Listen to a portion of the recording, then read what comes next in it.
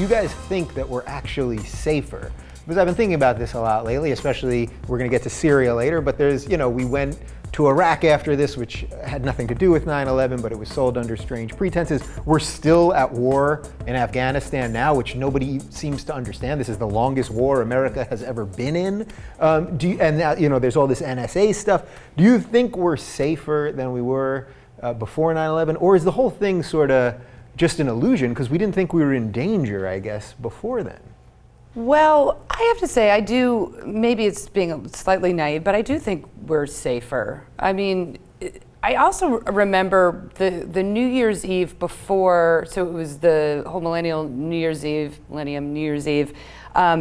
having all those frightening reports. I remember being like, oh, it's that dude in Afghanistan. I'm sure I remembered his name, but I was like, oh, wait a minute, because he, then the coal, and it was really like building. And I remember thinking, I stayed in Brooklyn that year, because I was like, you know what?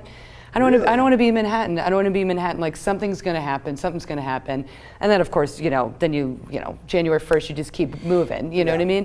But I do think because that was so horrific and it put everyone on guard, and I'm not saying we have to march into all these countries and declare war. That's to me like the worst thing you can possibly do. We took all our goodwill and we set it on fire. However, just going after and getting bin Laden and going after all these extremists and it's kind of gross to say, but kind of picking them off one by one, I do feel like we have stopped, we're doing some like serious preemptive work. I don't know, it feels good. Like, you have to try to feel good about it. I feel like you may not totally agree. I think we've done the good with the bad. I think some of the good has come in the past 2 years, but our first reaction was everyone wanted revenge, so that's why it was so much easier for them to sell us on wars that had nothing to do with what happened.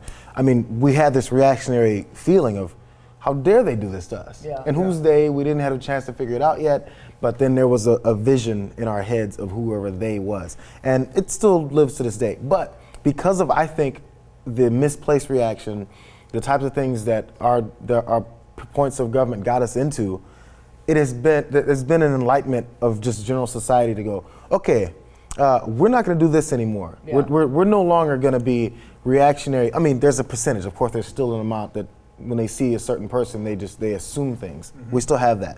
But because of the overreaction, there's a group that pulled back, and I think it's a large group, where we see things that are going, as you were talking about. We have the NSA issues we had now. And there's a lot of pushback. Everyone's very vigilant of their own privacy and their own lives now in protection of their own government, because there's a distrust that wasn't there before.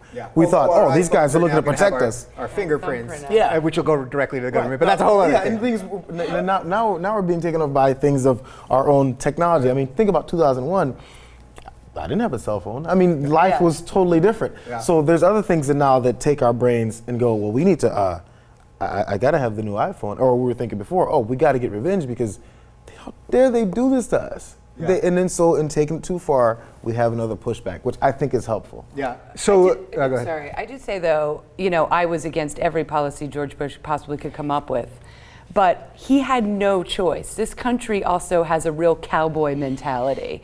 And when you come over to our turf, that type of thinking, and the destruction and what we all felt on 9/11, what we still feel on every anniversary of the absolute horror and the pain of what we went through. This country would have been in an uproar if we didn't go over to Afghanistan and do our America pow pow, we got to get you. I mean, Iraq was an entire different situation, which was the worst possible choice you could make. But no one, Republican, Democrat, they were going to be forced, whoever's in that presidency was going to be forced to retaliate against Afghanistan. And of course, look, Bush did some strange things, because even with Afghanistan, the idea that you got to get them over there so you don't get them over here, it doesn't quite make sense. We could have done a lot more things that didn't have to do with the military per se or a traditional war. That's the thing. We had so much goodwill. Okay, so that's how I want to wrap this up, because we could obviously talk about this for the rest of the day. But the goodwill issue, and we're going to talk about Syria in a little bit, but did we use, there was this feeling like we had to get rid of Bush, and Obama came in on this wave of like ecstasy joy. But I'm not convinced that anyone likes us any less or more than they did before, even though we have pulled out of parts of the world. We've tried to change some things. Obviously, the last few weeks have changed that a little bit.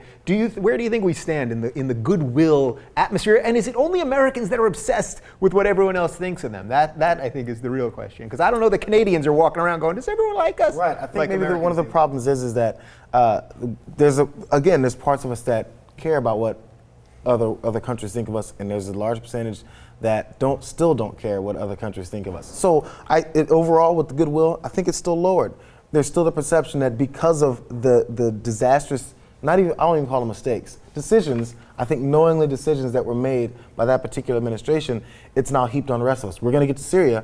We were talking about how Assad was talking with Charlie Rose about, well, America has no credibility anymore. Remember when Colin Powell made that speech? And you remember when George Bush did this? You remember when Donald Rumsfeld did that? None of those guys are in office right now, but they can continue to throw that at us. And in general, I think, I'm not a world traveler, but I think general perception is, they're kind of knee-jerk reactionary country that has a lot of power, and we need to be careful about things that they think are going on.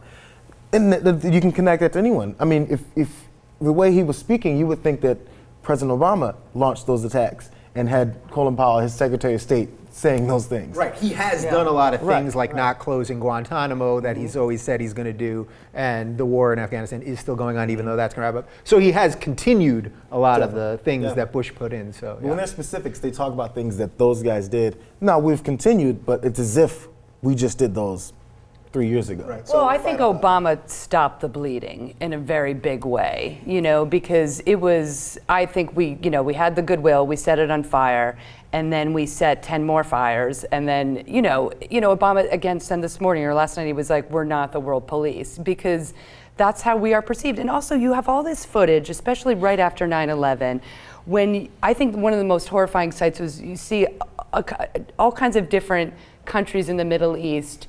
When when the second tower dropped, people were screaming and clapping and so excited about the destruction of America, or whatever. And they were also, but then again, the next clip is they're holding up pieces of bombs that we have paid for to bomb their country. So it's like, you get it, you understand why, and this has been since the dawn of time, us funding these militias and these guerrilla groups to offset, this country's leader. So it's like, it is warranted that we go into all these different countries and we stick our nose in, and we're like, this is going to be your new foreign policy. Yeah. Like I get it. It's totally understandable how people are just push certain ones into it, and now it's really short.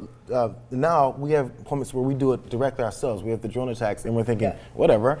I mean, you know what happened 12 years ago? We can do this now. And it's in our best sending interest. a robot to fly to Yemen, and then we think it's killing a terrorist, but it's killing a whole bunch of other people, and it's a never-ending process. It's understandable.